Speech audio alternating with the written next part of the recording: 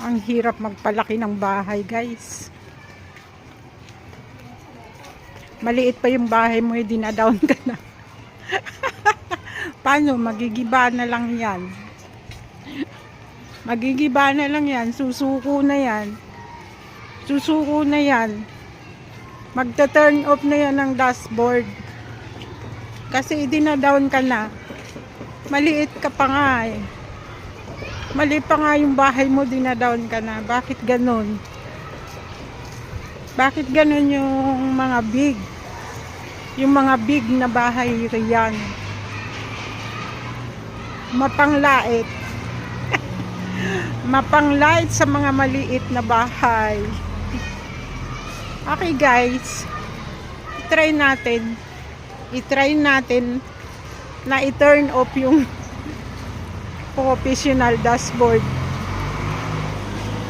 Pero hindi pa guys, hindi pa ako sumusuko do, di ba? Hindi pa ako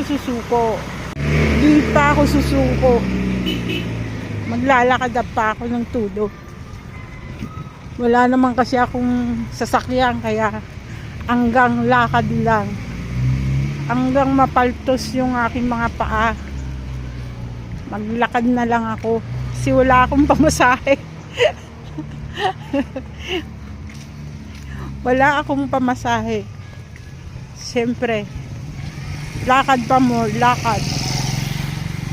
hanggang makarating ka dun sa tuktok. Sa tuktok ng bundok. Lumakad ka, sige, lakad. Lakad kasi wala kang pamasahe, maliit ang bahay mo. Wala ka ng pamasahe, wala ka pang sasakyan. So sad, guys. Siyempre, ang pera mo, piso lang. Piso lang ang pera. Kawawa, piso lang ang pera. Wow, ang ganda